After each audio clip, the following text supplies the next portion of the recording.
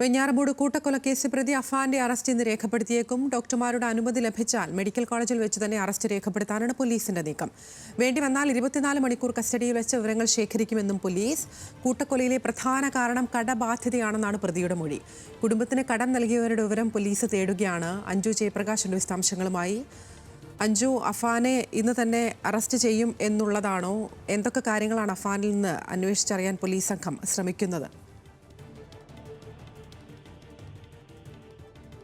കൊലയുമായി ബന്ധപ്പെട്ട് കൂടുതൽ തെളിവുകൾ പോലീസിന് ശേഖരിക്കും.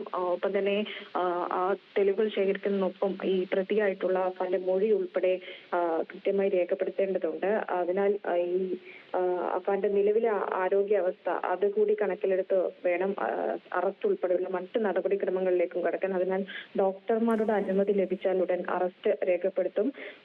മെഡിക്കൽ കോളേജിൽ വെച്ച് തന്നെ ചിലപ്പോൾ അറസ്റ്റ് രേഖപ്പെടുത്താൻ സാധ്യതയുണ്ടെന്നാണ് പോലീസിൽ നിന്ന് ലഭിക്കുന്ന വിവരം.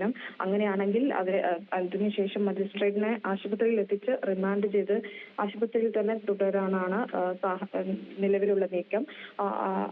ശേഷം വേണ്ടിവന്നാൽ കസ്റ്റഡിയിൽ വെച്ച് ആശുപത്രിയിൽ വെച്ച് തന്നെ വിവരശേഖരണം ഉൾപ്പെടെ നടത്താനാണ് പോലീസിന്റെ നീക്കമുള്ളത്. ഈ അഫാന്റെയും ഒപ്പം അമ്മ ഷെമിയുടെയും ഫോണുകളൊക്കെ നിലവിൽ ഫോറൻസിക് പരിശോധനയ്ക്കായിട്ട് കൈമാറി കഴിഞ്ഞിട്ടുണ്ട്. ഈ കൂട്ടക്കൊലയിലെ പ്രധാനപ്പെട്ട കാരണം എന്ന് പറയുന്നത് കടബാധ്യതയാണെന്നാണ് നിലവിൽ ഈ പോലീസിന് ഈ അഫാൻ മൊഴിയായിട്ട് നൽകിയിട്ടുള്ളത്. അപ്പൊ തന്നെ ഈ കടം നൽകിയ ആളുകളുടെ വിവരം ഒക്കെ ശേഖരിക്കാൻ വേണ്ടിയിട്ടാണ് പോലീസ് ഇനി നീക്കം നടത്തുക. ആകെ എത്ര രൂപയാണ് ഇവർക്ക് കടമുള്ളത്, ഈ പിതാവിന്റെ കടം ഉൾപ്പെടെ തനിക്ക് വലിയ ബാധ്യതയായിരുന്നു എന്നൊക്കെയാണ് അഫാൻ മൊഴിയായിട്ട് നൽകിയിട്ടുണ്ടായിരുന്നത്. അപ്പോൾ അത്തരത്തിലുള്ള കാര്യങ്ങൾ കൂടി പരിശോധിക്കുമെന്നാണ് മനസ്സിലാക്കാൻ സാധിക്കുന്നത്. ഈ സൽമാ ബീവിയെ കൊന്ന ശേഷം ഒരു മാല ഉൾപ്പെടെ ഈ പ്രതി കൈക്കലാക്കിയിട്ടുണ്ടെന്നാണ് പോലീസ് പറയുന്നത്.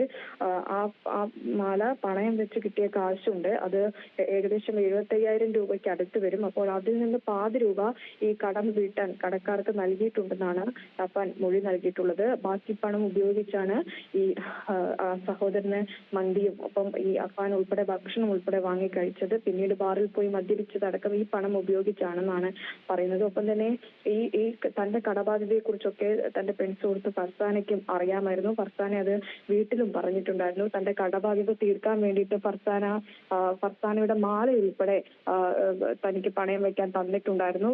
താൻ സ്വർണ്ണമാലയ്ക്ക് പകരം ഒരു ഡ്യൂപ്ലിക്കേറ്റ് മാല ഉൾപ്പെടെ ഫർസാനയ്ക്ക് നൽകിയിട്ടുണ്ടായിരുന്നു. ഇക്കാര്യമൊക്കെ പോലീസിനോട് മൊഴിയായിട്ട് പറഞ്ഞിട്ടുണ്ട്. ഇതിൽ ഈ കേസിൽ ഏറ്റവും പ്രധാനമായിട്ട് ഇനി ശാസ്ത്രീയ തെളിവുകളാണ് പോലീസ് ശേഖരിക്കേണ്ടത്. അപ്പോൾ അത്തരത്തിലുള്ള ശേഖരണത്തിന്റെ ഭാഗമായി അഫാന്റെയും ഒപ്പം തന്നെ ഈ ഷെമിയുടെയും ഒക്കെ ഫോണിലെയും ടാബിലെയും ഒക്കെ വിവരങ്ങൾ അത് സൈബർ പോലീസ് ശേഖരിക്കാൻ ശ്രമിക്കുന്നുണ്ട്. ഒപ്പം തന്നെ ഈ മറ്റു കാര്യങ്ങൾ, അതായത് പണം അല്ലാതെ കടബാധ്യതയല്ലാതെ മറ്റെന്തെങ്കിലും കാര്യങ്ങൾ ഈ കൊലയുമായി ബന്ധപ്പെട്ട് നടന്നിട്ടുണ്ടോ എന്നുൾപ്പെടെയുള്ള കാര്യങ്ങൾ അത് കൃത്യമായി പരിശോധിക്കും. അല്ലെങ്കിൽ അഫാന്റെ കൊലപാതകവുമായി ബന്ധപ്പെട്ട് കൊലയ്ക്ക് ശേഷം കയ്യിൽ ബാക്കി ഉണ്ടായിരുന്ന പണം തിരികെ മൃതദേഹത്തിന് സമീപം വിതറിയിട്ടുണ്ടെന്നുൾപ്പെടെ പ്രതി പറഞ്ഞിട്ടുണ്ട്. തന്നെ സാമ്പത്തിക ബാധ്യത തന്നെയാണ് ഈ പറയുന്നത് പോലെ ഈ കൊലപാതകങ്ങൾക്ക് പിന്നിൽ എന്നുള്ളതാണ് അഫാൻ നൽകുന്ന മൊഴി. ഇന്നെന്തായാലും അഫാനെ കൂടുതൽ വിശദമായി ചോദ്യം ചെയ്യുമെന്ന് പ്രതീക്ഷിക്കാം. അറസ്റ്റ് അടക്കം ഇന്ന് രേഖപ്പെടുത്താനുള്ള നീക്കത്തിലാണ് പോലീസ്. വിശദാംശങ്ങൾ നൽകുകയായിരുന്നു അഞ്ജു ജയപ്രകാശ്.